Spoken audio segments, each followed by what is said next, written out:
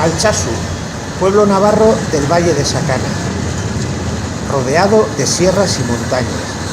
Altsasu es encuentro de caminos en el centro de Euskal Herria, un pueblo en el que vivimos más de 7.800 personas de todo tipo de razas, aficiones y creencias.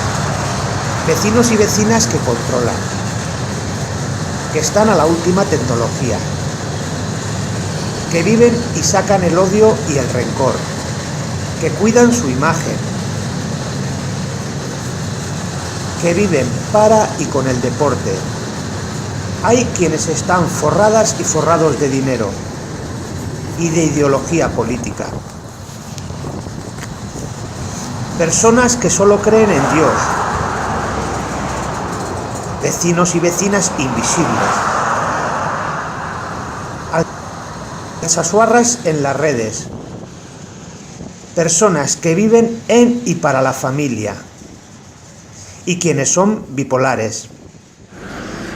Pero el 15 de octubre del 2016, vísperas de ferias, a las 5 de la mañana, hombres contra hombres, machos se pegan con machos. A partir de ahí se abre una grieta por la que entra, desde fuera de nuestro pueblo, la mentira, la manipulación, el despropósito, que busca intereses que no son los nuestros. El pueblo sufre.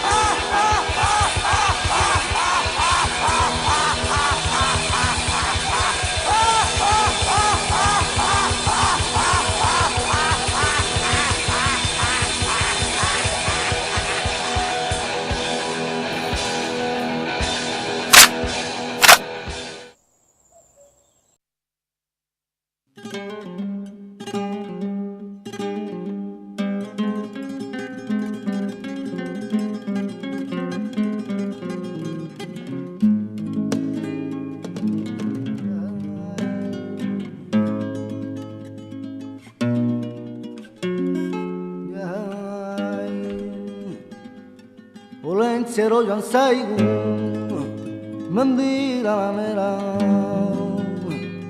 intenzioarekin ikas egitera